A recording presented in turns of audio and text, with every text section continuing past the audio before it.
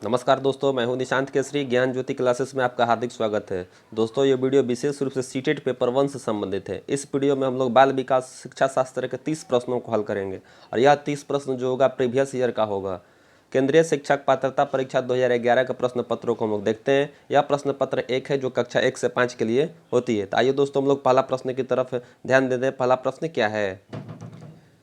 पहला प्रश्न है कि शिक्षा के क्षेत्र में पाठ्यचर्या शब्दावली डास की ओर संकेत करती है। यानी कि पाठ्यचर्या क्या है? ऑप्शन समझिए। यहाँ पर लिखा हुआ ऑप्शन में है कि शिक्षण पद्धति एवं पढ़ाई जाने वाली विषय वस्तु के रूप में।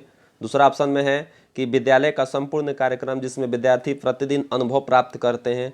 तीसरा ऑप्शन में है मूल्यांकन प्रक्रिया। और चौथा जो है कक्षा में प्रयुक्त की जाने वाली पाठ्य सामग्री। तो दोस्तों, इसका सही जो उत्तर जो होगा वह बी होगा। यानी कि इसका अर्थ यह हो जाता है कि पाठ्यचर्या एवं पाठ्यक्रम में अंतर क्या है। पाठ्यचर्या एवं पाठ्यक्रम में अंतर यह होता है कि पाठ्यचर्या जो होता है शैक्षिक एवं शैक्षिक क्रियाकलाप होता है, जबकि पाठ्यक्रम क्या होता है? सिर्फ और सिर्फ शैक्षणिक कार्यक्रम होते हैं।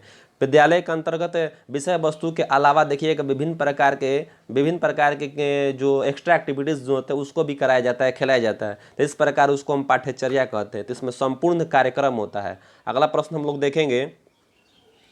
अगला प्रश्न है कि निचली कक्षाओं में शिक्षण की खेल पद्धति मूल रूप से आधारित है, किस पर आधारित होती है? तो शारीरिक शिक्षा कार्यक्रम के सिद्धांत पर, शिक्षण पद्धतियों के सिद्धांत पर, विकास एवं वृद्धि के मनोवैज्ञानिक सिद्धांत पर, शिक्षण के समाजशास्त्रीय सिद्धांत पर। तो दोस्तों, इसका जो सही जो उत्तर जो होगा वो आपका हो जाएगा सी, यानी कि विकास एवं वृद्धि के मनोवैज्ञानिक सिद्धांत पर। इसका तात्पर्य होता है कि छोटी छोटी कक्षाएं में जो बालक जो होते हैं खेल पद्धति के द्वारा ही खेलते हैं। विभिन्न प्रकार के खेल का आयोजन कराकर ही खेला जाता है, क्योंकि उनकी जो विकासात्मक अवस्था जो होती है खेल प्रवृत्ति की तरफ ज़्यादा होती है। तो मनोविज्ञान में देखिए विभिन्न प्रकार के जो सिद्धांत जो बताया गया है वह उस सिद्धांत का पालन करके आसानी से बच्चों को पढ़ाया जा सकता है। तो ये आपका उत्तर हो जाएगा। अगला प्रश्न की तरफ हम लोग देखते हैं। अगला प्रश्न है प्रश्न संख्या 3 कि एक बच्चा अतीत की समान परिस्थितियों में की गई अनुक्रिया के आधार पर नई स्थिति के प्रति अनुक्रिया करता है। यह किससे संबंधित है? सीखने का सादृश्यता का नियम, सीखने का प्रभाव का नियम, उसके बाद है सीखने की प्रक्रिया का अभिवृद्धि का नियम, सीखने की तत्परता का नियम। तो दोस्तों, इसका जो सही जो उत्तर जो होगा सीखने का प्रभाव का नियम होगा। अर्थ यहाँ पर समझिए क्या है कि एक बच्चा अतीत की समान परिस्थितियों में की गई अनुक्रिया के आधार पर नई स्थिति के प्रति अनुक्रिया करता है। यानी कि वो बच्चा जो है पहले से जो समस्या समाधान किया हुआ है, जिस प्रकार का वह क्रिया किया है, उसका यदि उस पर सकारात्मक प्रभाव पड़ा है तो ठीक उसी प्रकार से ही समस्या का समाधान कर, यानी कि उसका प्रभाव पहले झलका हुआ है। इस प्रकार इसका उत्तर जो होगा सीखने के प्रभाव का नियम होगा। अगला प्रश्न हम लोग देखेंगे। चौथा प्रश्न, डिसलेक्सिया किससे संबंधित है? बहुत ही अच्छा प्रश्न, हमेशा पूछते रहता है। तो डिसलेक्सिया किससे संबंधित है? मानसिक विकार, गणितीय विकार, पठन विकार, व्यवहार संबंधित विकार। तो डिसलेक्सिया जो संबंधित होता है वह आपका हो जाता है पठन विकार से संबंधित है। यानी कि पढ़ने की अक्षमता को हम डिसलेक्सिया कहते हैं। पढ़ने की अक्षमता, यह हमेशा प्रश्न पूछा जाता है। अधिगम अक्षमता है। अगला प्रश्न देखेंगे। चौथा प्रश्न है कि विशेष आवश्यकता वाले बच्चों को शिक्षा उपलब्ध कराई जानी चाहिए। जो विशेष आवश्यकता वाले बालक होते हैं उनको शिक्षा व्यवस्था कहाँ कराई जानी चाहिए? ऑप्शन में है अन्य सामान्य बच्चों के साथ, विशेष विद्यालय में विशेष बच्चों के लिए विकसित पद्धतियों के द्वारा, विशेष विद्यालयों में विशेष शिक्षकों के द्वारा। तो दोस्तों, इसका जो सही जो उत्तर जो होगा, बच्चों को हम सामान्य बच्चों के साथ ही शिक्षा उपलब्ध कराएंगे, इसलिए इसका उत्तर जो होगा ए होगा। यानी कि अन्य सामान्य बच्चों के साथ ही हम शिक्षा व्यवस्था कराएंगे, क्योंकि राष्ट्रीय पाठ्यचर्या के रूपरेखा के अनुसार बताया गया है कि सभी प्रकार के बच्चों को बिना भेदभाव किए हुए एक ही साथ एक ही छत के नीचे शिक्षा ग्रहण कराना है। यदि हम उसको अलग अलग करके शिक्षा ग्रहण कराएंगे तो इससे क्या होगा? उस बालकों में हीन भावना उत्पन्न हो जाएंगी। तो इस प्रकार एक साथ शिक्षा उपलब्ध कराई जानी चाहिए।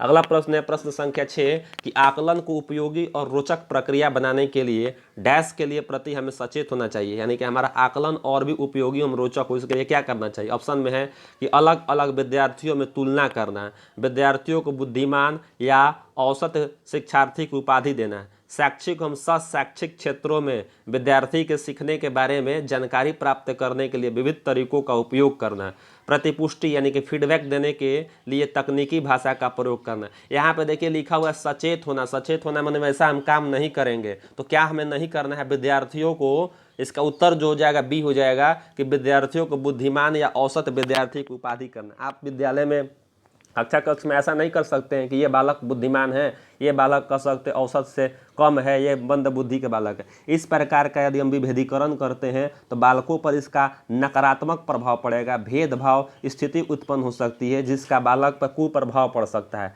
तो इसलिए हमें इसके प्रति सचेत होना चाहिए, बुद्धिमान और औसत की उपाधि देना।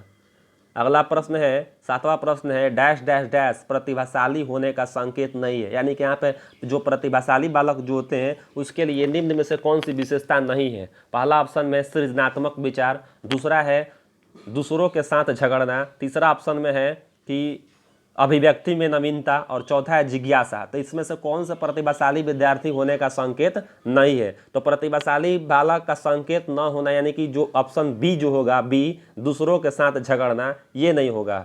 ऑप्शन बी, ये ऑप्शन बी, यानी कि प्रतिभाशाली होने का संकेत ये नहीं होगा प्रतिभाशाली बच्चे जो है तो दूसरों से झगड़ते हैं। देखिए प्रतिभाशाली बच्चों में सृजनात्मक विचार, सृजनात्मक विचार का मतलब नवीन, मौलिकता, इस प्रकार की उसमें विशेषता पाई जाती है। अभिव्यक्ति की नवीनता, जब कभी भी अपना वह विचार व्यक्त करते हैं हमेशा नवीनता देखने को मिलती है। काफ़ी जिज्ञासु प्रवृत्ति की होती है।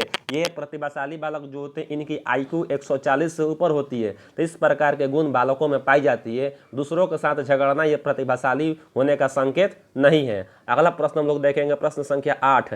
प्रश्न संख्या 8 है कि बच्चे दुनिया के बारे में अपनी समझ का सृजन करते हैं।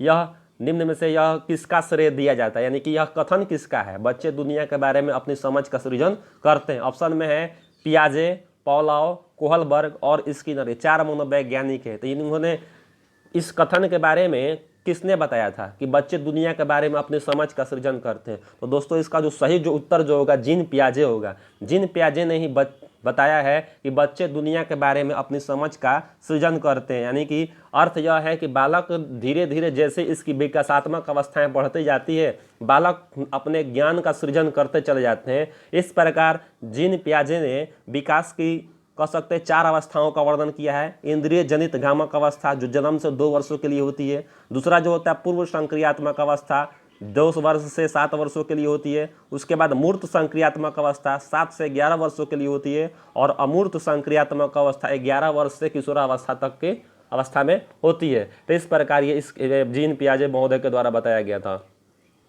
अगला है प्रश्न संख्या 9। कृतिका अक्सर घर में ज़्यादा बात नहीं करती लेकिन विद्यालय में वह काफ़ी बात करती है। यह दर्शाता है कि विद्यालय हर समय बच्चों को खूब बात करने का अवसर देता है। शिक्षकों की यह मांग होती है कि बच्चे विद्यालय में खूब बात करें। कृतिका को अपना घर बिल्कुल पसंद नहीं है। और चौथा ऑप्शन में उसके परिवार को उसके विचारों को विद्यालय में मान्यता मिलती है। तो कृतिका अक्सर घर में बात नहीं करती है, ज़्यादा बात नहीं करती, लेकिन विद्यालय में अपने विचारों को, अपने अभिव्यक्ति को काफ़ी खुले तौर पर रखती है। कारण क्या बनता है? तो दोस्तों इसका जो सही जो उत्तर जो होगा वो डी होगा कि उसके विचारों को विद्यालय में मान्यता मिलती है। यानी कि अर्थ यहाँ पर है कि जब कभी भी कृतिका अपने घर पर अपने विचारों को रखने का प्रयास करती है तो उसके बातों को कोई वैल्यू नहीं देता है। ठीक उसके विपरीत यदि वह विद्यालय में अपने विचारों को रखती है तो विद्यालय में उनके विचारों को मान्यता दी जाती है। विद्यालय में उनके विचारों को समझा जाता है शिक्षक के द्वारा भी, या फिर उसके कह सकते हैं कि सहेली के द्वारा भी, या फिर अन्य सहयोगी जो मित्र जो है उनके द्वारा भी। इससे क्या होता है कि वह विद्यालय में सहज महसूस करती है। ठीक है, जबकि घर पे असहज महसूस करती है। तो मनोवैज्ञानिक दबाव के कारण इस प्रकार से होता है। तो इसका उत्तर जो होगा उनके विचारों को विद्यालय में मान्यता मिलती है। प्रश्न संख्या हम 10 की तरफ बढ़ते हैं। 10वां प्रश्न है कि एक शिक्षक को अपने विद्यार्थियों की क्षमताओं को समझने का प्रयास करना चाहिए। निम्नलिखित में से कौन सा क्षेत्र इस उद्देश्य के साथ संबंधित है? यानी कि शिक्षक महोदय जो है विद्यार्थियों की क्षमताओं को समझे, उनके अंदर जो विशिष्ट गुण जो है उस चीज़ को वो समझे, जाने। इसके लिए हमें कौन सा उद्देश्य महत्वपूर्ण स्थान रखता है? यानी कि ऑप्शन में है कि शिक्षा समाज शास्त्र के द्वारा, सामाजिक दर्शन, मीडिया मनोविज्ञान, शिक्षा मनोविज्ञान। तो दोस्तों इसका जो सही जो उत्तर जो होगा वो शिक्षा मनोविज्ञान के द्वारा ही होगा। शिक्षा मनोविज्ञान के अंतर्गत मनोविज्ञान की एक शाखा है। इस विज्ञान के अंतर्गत बताया गया है कि बालकों को कैसे शैक्षणिक स्थिति प्रदान की जाए, किस प्रकार से बालकों में जो विशिष्ट योग्यताएं होती है उस विशिष्ट योग्यताओं को बाहर निकाल कर कैसे निखार लाया जा सके, कैसे उसमें निपुणता आ सके, कैसे प्रवीणता आ सके, इस प्रकार के विधियों को बताया गया शिक्षा मनोविज्ञान के अंतर्गत।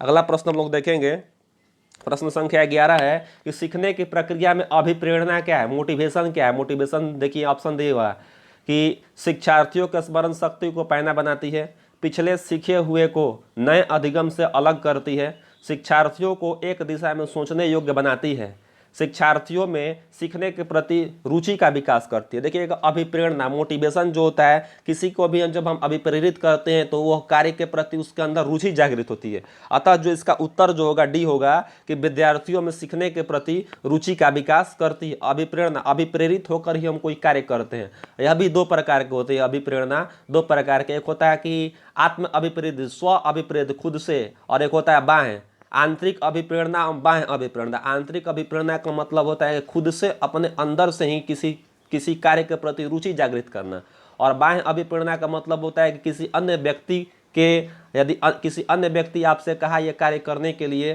तब हम वो कार्य करते हैं। जब आत्म अभिप्रेरित होकर कोई कार्य किया जाता है तो उसमें हमें संतुष्टि मिलती है। तो इस प्रकार से रुचि जागृत करना विद्यार्थियों में सीखने के प्रति ये अभिप्रेरणा काफ़ी महत्वपूर्ण होता है, इसलिए हमेशा विद्यार्थियों को अभिप्रेरित करते रहना चाहिए। अगला प्रश्न है, प्रश्न संख्या 12 है कि सीखना समृद्ध हो सकता है, यानी कि जो कुछ भी आप सीख रहे हैं वह काफ़ी समृद्ध हो सकता है, उसमें कह सकते हैं और भी नवीनता आ सकती है। कब?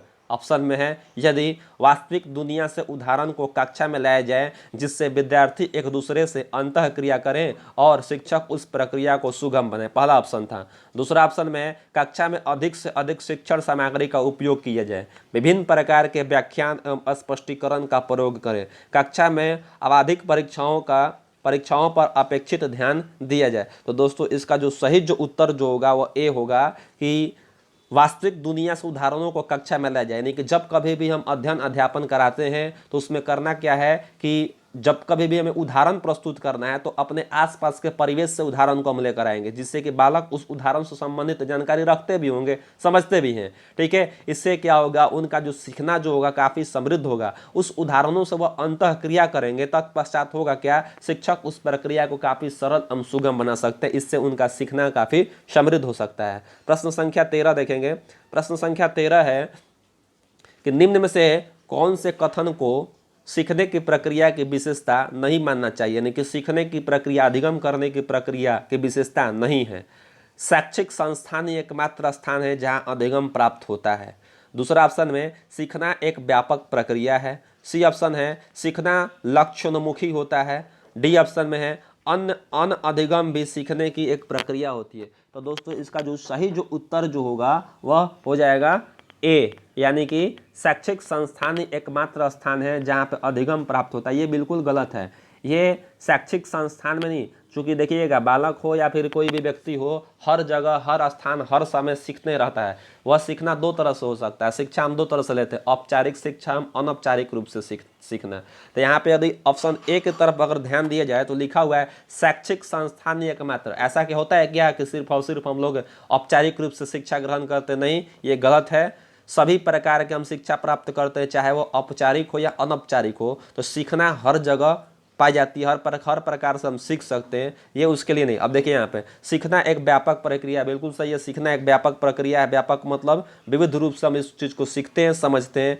सीखना लक्ष्योन्मुखी होता है, किसी भी लक्ष्य को प्राप्त करने के लिए हम सीखते हैं, और अनअधिगम भी सीखने का एक प्रक्रिया हो जाता है। इस प्रकार इसका उत्तर जो होगा ए हो जाएगा। अगला प्रश्न हम लोग देखेंगे, प्रश्न संख्या 14 देखिए। पाँचवीं कक्षा का दृष्टिबाधित विद्यार्थी ऑप्शन दिया हुआ है को निचले स्तर के कार्य करने की छूट मिलनी चाहिए। बी ऑप्शन है उसके माता पिता और मित्र द्वारा उसे दैनिक कार्य में करने में सहायता करनी चाहिए। सी ऑप्शन है उसके साथ उन दृष्टिबाधितों के साथ कक्षा में सामान्य रूप से व्यवहार किया जाना चाहिए और सर्व सीढ़ी के माध्यम से सहायता उपलब्ध कराई जानी चाहिए। उसके साथ कक्षा में विशेष व्यवहार किया जाना चाहिए। तो दोस्तों इसका जो सही जो उत्तर जो होगा वह सी होगा, यानी कि अर्थ यहाँ पे ये है कि उसके साथ हम सामान्य रूप से व्यवहार करेंगे और श्रव्य सीढ़ी के माध्यम से सहायता उपलब्ध कराई जानी चाहिए। देखिएगा, सामान्य रूप से व्यवहार करना उसके लिए सकारात्मक प्रभाव पड़ेगा। दृष्टिबाधित है, यदि उसके साथ किसी प्रकार का भेदभाव कर रहे हैं, किसी प्रकार का हम उसके साथ कह सकते हैं कि अलग तरह का व्यवहार करते हैं, तो उसके अंदर हीन भावना उत्पन्न हो सकती है। तो इसलिए अन्य सामान्य बच्चों के साथ ही उसके साथ वैसा ही व्यवहार करना चाहिए सामान्य रूप से, तथा उसकी दृष्टिबाधिता को ध्यान में रखते हुए श्रव्य सीढ़ी माध्यम से, यानी कि जो शिक्षक सहायक सामग्री के अंतर्गत आपका ये आ जाता है श्रव्य सीढ़ी माध्यम, इसका उपलब्ध कराई जानी चाहिए। अगला है ऑप्शन, प्रश्न है कि प्राथमिक स्तर पर एक शिक्षक निम्न में से किसे महत्वपूर्ण विशेषता मानना चाहिए। प्राथमिक स्तर पर एक शिक्षक में निम्न में से किसे सबसे महत्वपूर्ण विशेषता मानी जानी चाहिए। ये प्रश्न पूछा गया है कि शिक्षक के संदर्भ में है, जो प्राथमिक स्तर के जो शिक्षक जो होते हैं उनमें कौन से गुण पाए जाने चाहिए। ऑप्शन ए है पढ़ाने की उत्सुकता, बी ऑप्शन में धैर्य एवं दृढ़ता, सी ऑप्शन में शिक्षण पद्धतियों एवं विषयों के ज्ञान में दक्षता, और डी ऑप्शन में अति मानक भाषा में पढ़ाने में दक्षता। तो दोस्तों इसका जो सही जो उत्तर जो होगा वह बी होगा, धैर्य एवं दृढ़ता। प्राथमिक स्तर के एक शिक्षक के अंदर एक विशेषता, मुख्य विशेषता, हालांकि सारी व्यवस्था उनके अंतर्गत होनी चाहिए, लेकिन एक विशेष विशेषता जो होती है धैर्य एवं दृढ़ता होनी चाहिए प्राथमिक स्तर में। प्रश्न संख्या 16 है कि वह अवस्था जब बच्चा तार्किक रूप से वस्तुओं एवं घटनाओं के विषय में चिंतन प्रारंभ कर देता है, वह अवस्था कौन सी होती है। तार्किक रूप से चिंतन प्रारंभ करना, यह तार्किक रूप से चिंतन प्रारंभ करना ये आपका हो जाएगा मूर्त संक्रियात्मक अवस्था। मूर्त संक्रियात्मक अवस्था 7 से 11 होती है जीन पियाजे के अनुसार। इस अवस्था में होता है क्या है कि बालक तार्किक रूप से वस्तुओं के बारे में, घटनाओं के बारे में चिंतन करना प्रारंभ कर देता है। अगला प्रश्न हम लोग देखेंगे, प्रश्न संख्या 17 है कि एक शिक्षक अपने लोकतांत्रिक स्वभाव के कारण विद्यार्थियों को पूरी कक्षा में कहीं भी बैठने की अनुमति देता है। कुछ विद्यार्थी एक साथ बैठते हैं और चर्चा करते हैं या सामूहिक पठन करते हैं, कुछ चुपचाप बैठकर अपने आप पढ़ते हैं। एक अभिभावक को यह पसंद नहीं आता है। इस स्थिति से निपटने का निम्न में से कौन सा तरीका सबसे बेहतर हो सकता है। ऑप्शन है अभिभावक को प्रधानाचार्य से शिक्षक की शिकायत करनी चाहिए, अभिभावकों को प्रधानाचार्य से अनुरोध करना चाहिए कि वे उनके बच्चों का अनुभाग बदल दें, यानी सेक्शन बदल दें। सी है अभिभावकों को शिक्षक पर विश्वास व्यक्त करना चाहिए और शिक्षक के साथ समस्या पर चर्चा करनी चाहिए। अभिभावक को उस विद्यालय से अपने बच्चे को निकाल देना चाहिए। तो दोस्तों आप लोग को भी लग रहा होगा कि इसका उत्तर कौन सा होगा। इसका उत्तर जो होगा वो सी होगा, यानी कि अभिभावकों को शिक्षक पर विश्वास करना चाहिए और शिक्षक के साथ समस्या पर चर्चा करनी चाहिए, ये इसका उत्तर हो जाएगा। अगला प्रश्न है सीखने के अंतर्दृष्टि सिद्धांत को किसने बढ़ावा दिया, यानी कि डायरेक्ट पूछा गया है कि अंतर्दृष्टि सिद्धांत किसके द्वारा लाया गया था। ऑप्शन है गेस्टाल्ट सिद्धांतवादी, बी ऑप्शन में पावलोव, सी है जीन पियाजे और डी है वाइगोत्स्की। तो इसका जो सही जो उत्तर जो होगा वह गेस्टाल्टवादियों के द्वारा कराया गया था, यानी अंतर्दृष्टि का सिद्धांत गेस्टाल्टवादी के द्वारा कराया गया था। इस सिद्धांत के जो प्रतिपादक थे कोहलर के द्वारा दिया गया था। यह सिद्धांत के प्रतिपादक कोहलर नामक मनोवैज्ञानिक है, उनके द्वारा लाया गया था और इस प्रकार से बताया गया है। अगला प्रश्न हम लोग देखेंगे, प्रश्न संख्या 19। प्रश्न संख्या 19 है कि बच्चों के बौद्धिक विकास की 4 विशिष्ट अवस्थाओं की पहचान की गई थी। अभी बताएं आप लोगों को कि विकास की अवस्थाओं के अंतर्गत बौद्धिक विकास, संज्ञानात्मक विकास की 4 अवस्थाओं किसके द्वारा बताया गया था। ऑप्शन में है कोहलबर्ग के द्वारा, एरिक्सन महोदय के द्वारा, स्किनर के द्वारा, जीन पियाजे के द्वारा। तो दोस्तों इसका जो उत्तर सही होगा वह पियाजे के द्वारा होगा। पियाजे ने 4 अवस्थाएं बताया गया था। बता देते हैं फिर से, संज्ञानात्मक विकास की अवस्थाओं के अंतर्गत पहला अवस्था जो होता है संवेदी प्रेरक अवस्था, दूसरा पूर्व संक्रियात्मक अवस्था, उसके बाद मूर्त संक्रियात्मक अवस्था, उसके बाद औपचारिक संक्रियात्मक अवस्था। इस प्रकार से 4 अवस्थाएं होती हैं। प्रश्न संख्या 20 है कि निम्नलिखित में से किस अवस्था में बच्चे अपने समवयस्क समूह के सक्रिय सदस्य हो जाते हैं। सक्रिय सदस्य का हो जाना, देखिएगा सब अपने अपने दोस्तों का सक्रिय सदस्य बन जाना। ऑप्शन में किशोरावस्था, प्रौढ़ावस्था, पूर्व बाल्यावस्था, उसके बाद बाल्यावस्था। किस अवस्था में बालक जो होते हैं अपने समूह के सक्रिय सदस्य बन जाते हैं? तो दोस्तों इसका जो सही जो उत्तर हो जाएगा किशोरावस्था में होगा। किशोरावस्था में क्या होता है कि बालक एक दूसरे के सक्रिय सदस्य बन जाते हैं, एक समूह के सक्रिय सदस्य बन जाते हैं। प्रश्न संख्या 21 देखिएगा, बच्चों की सीखने की प्रक्रिया में माता पिता को डैश की भूमिका निभानी चाहिए, यानी कि माता पिता को किस रूप से भूमिका निभानी चाहिए? नकारात्मक, अग्रोन्मुखी, सहानुभूतिपूर्ण, तटस्थ। तो दोस्तों इसका जो सही जो उत्तर जो होगा अग्रोन्मुखी होगा। अग्रोन्मुखी यानी कि हमेशा बच्चों के साथ सहयोग या संरक्षण, पालन पोषण इत्यादि के साथ उसको स्तर को ध्यान में रखना चाहिए अग्रोन्मुखी के रूप में। अगला प्रश्न है, प्रश्न संख्या 22 है कि विकास कभी न समाप्त होने वाली प्रक्रिया होती है। विकास कभी न समाप्त होने वाली प्रक्रिया है, यह विचार किससे संबंधित है? यानी कि ये विकास के सिद्धांत कौन से सिद्धांत का पालन करता है? विकास कभी न समाप्त होने वाली प्रक्रिया होती है। अंतः संबंध का सिद्धांत, निरंतरता का सिद्धांत, एकीकरण का सिद्धांत, उसके बाद है अंतः क्रिया का सिद्धांत। तो ये कौन सी क्रिया का सिद्धांत है? तो इसका जो सही जो उत्तर जो होगा वह बी होगा कि विकास कभी न समाप्त होने वाली एक प्रक्रिया होती है, निरंतरता का सिद्धांत। यानी कि विकास जीवन पर्यंत चलने वाली एक प्रक्रिया होती है। विकास समाप्त तभी होगी जब व्यक्ति या फिर मनुष्य का मृत्यु हो जाता है, उसके बाद विकास समाप्त हो जाएगा। ऐसे जीवन में जीवन पर्यंत चलते रहती है। प्रश्न संख्या 23, वह कौन सा स्थान है जहां बच्चे के संज्ञानात्मक विकास को सबसे बेहतर तरीके से परिभाषित किया जा सकता है? यानी कि बालक का जो संज्ञान जो है उसमें और भी विकास हो सके। कहाँ पर? खेल के मैदान में, विद्यालय एवं कक्षा, पर्यावरण, सी ऑप्शन में सभागार और डी ऑप्शन में है घर। तो इसका सही उत्तर जो होगा दोस्तों वह दोस्तों इसका सही उत्तर बी होगा, विद्यालय एवं कक्षा का पर्यावरण या फिर कक्षा का माहौल भी कह सकते हैं। यहाँ पे क्या होगा कि बालक का जो संज्ञान जो होगा, संज्ञानात्मक विकास जो होगा काफ़ी बेहतर होगा। प्रश्न संख्या 24 की तरफ ध्यान आकृष्ट करते हैं कि निम्न में से कौन सा बुद्धिमान बच्चे का लक्षण नहीं है? यानी कि जो बच्चे बुद्धिमान होते हैं उसका कौन सा निम्न में से लक्षण नहीं है? वह जो लंबे निबंधों को बहुत जल्दी रटने की क्षमता रखता हो, वह जो प्रवाहपूर्ण एवं उचित तरीके से संप्रेषण करने की क्षमता रखता है, वह जो अमूर्त रूप से सोचता रहता है, वह जो नए परिवेश में स्वयं को समायोजित कर लेता है। तो देखिए इसका उत्तर जो होगा बुद्धिमान बच्चों का इसमें से पूछा कौन नहीं है, यानी 3 उसके संबंध में है, 1 उसके विपरीत है। तो इसका जो उत्तर जो होगा ए होगा कि वह जो लंबे निबंधों को बहुत जल्दी रटने की क्षमता, ये रटना बुद्धिमान बालक की विशेषता अंतर्गत नहीं आता है। तो इसलिए उसका जो उत्तर जो होगा ए होगा, रटने वाला। उसके बाद है अगला प्रश्न है प्रश्न संख्या 25। देखिएगा इसमें कि डैश को एक अभिप्रेरित शिक्षण का संकेतक माना जाता है, यानी कि अभिप्रेरित है किस प्रकार? कक्षा में अधिकतम उपस्थिति, शिक्षक द्वारा किया गया उपचारात्मक कार्य, उसके बाद है विद्यार्थियों द्वारा प्रश्न पूछना, कक्षा में एकदम खामोशी। तो दोस्तों इसका जो सही जो उत्तर होगा, यानी कि प्रश्न है कि अभिप्रेरित शिक्षण कब समझा जाएगा?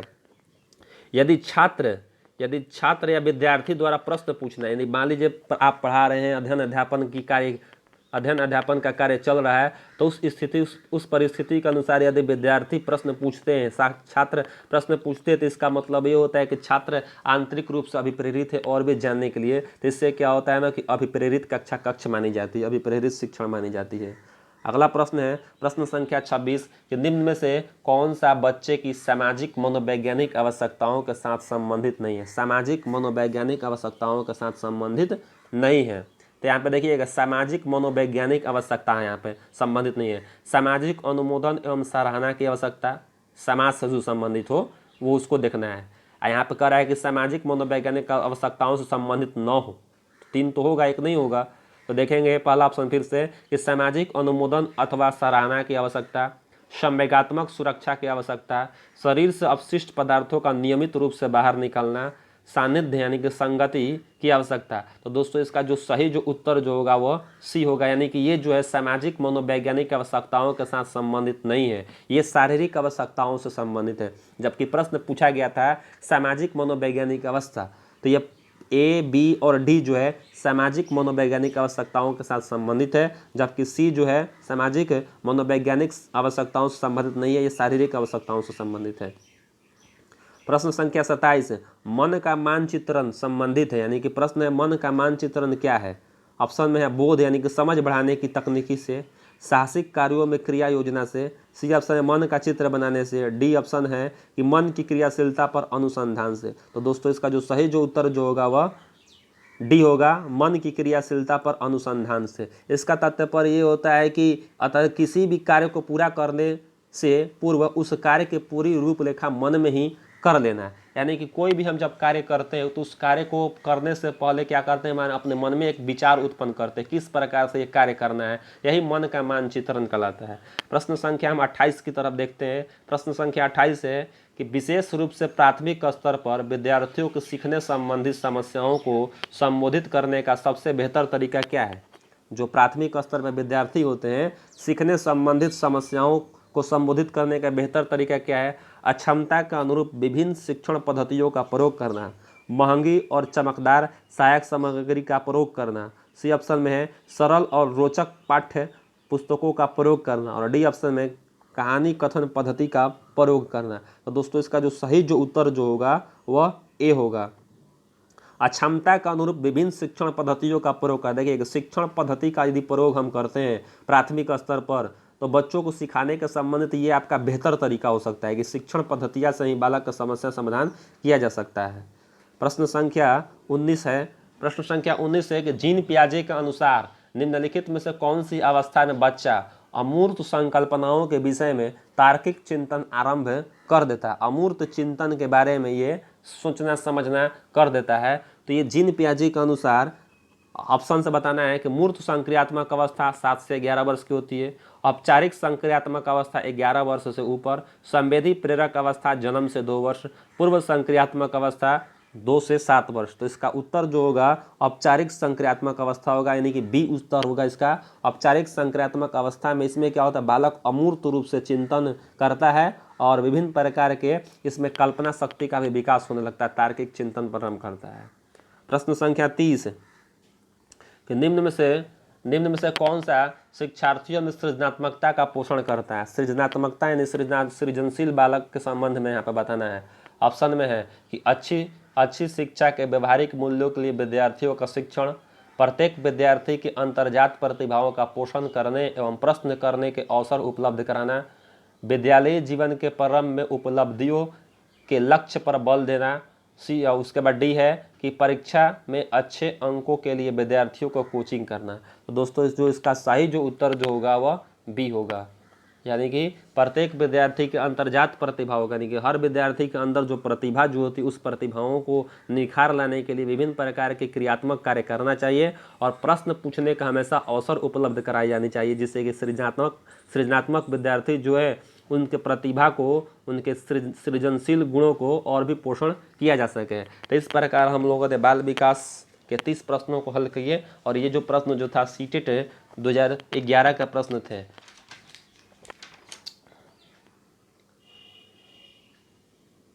आज के वीडियो में इतना ही रहेगा। धन्यवाद।